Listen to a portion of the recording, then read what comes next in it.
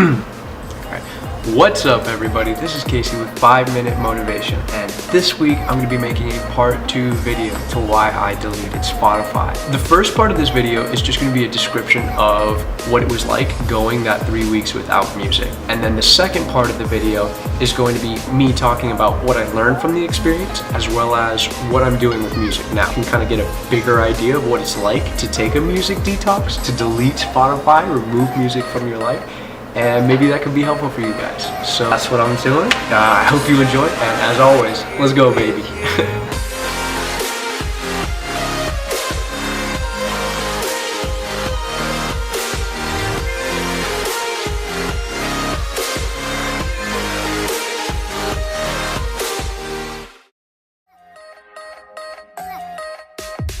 I'll try to keep the story short, but for the first week, I definitely felt as though I was missing something from my life. And I kept having the urge to get Spotify on my phone, listen to music on my phone, or to go to Spotify on my computer and then listen to music from my computer. But I had to keep stopping myself, right? It was like I was fighting an urge for that first week. For the second week, I didn't need it as much, but I did notice that I was becoming very sensitive to when music was playing in the background. For example, here at work, they play music, my friend's car, I don't know, in a restaurant or in a bike shop. I was just very, very aware of the fact that music was playing. So I didn't need it as much, but I was hyper aware of the fact that it was going on. In the third week, I got to the point where I didn't really need the music. I felt that the music wasn't a necessary part of my life, but that I would enjoy having it. If that makes sense. I could easily go a day without listening to music, 2 days without listening to music, whatever. But I found that as much as I didn't need it, if I could have it, that would be nice. Either way, I was okay. About 3.5 weeks in, I decided, all right, you know what? I'm gonna try this again. The end result was that I started listening to like 1 or 2 songs a day, and then eventually I tried listening to it again while I was like working out or was working here, while I was on the bus, kind of like I used to in my normal daily routine. But I was listening to it differently, and here's how. It was not as bad as I thought it would be, but it was also a little more interesting than I thought it would be.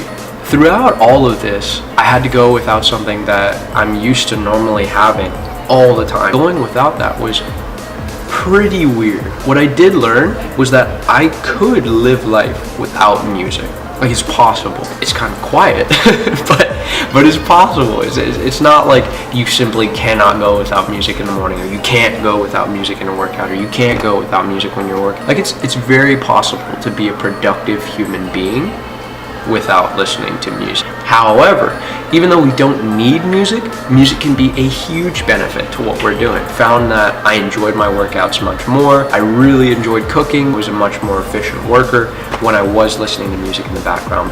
But if I was listening to music intentionally, I think intention is what will make or break your listening habits. Whether or not you're intentional about listening to music will really determine whether or not you get anything from it. What was really cool about all of this was that before I stopped listening to music, I wasn't being intentional about how I was listening to music. I was just playing it as a stimulus. I was just playing it as a background noise, and I wasn't really giving it the attention it deserved. When you become intentional about listening to music, it becomes exponentially more meaningful. At least most of the time, it benefits what you're doing. By being intentional, I mean listening to the music because you made the choice to listen to the music, because you think it will benefit that situation, or because you think it's appropriate, not just because you need to be listening to something while you do everything. I think that at the end of the day, yes, we can go without music, whatever. That's a cool lesson.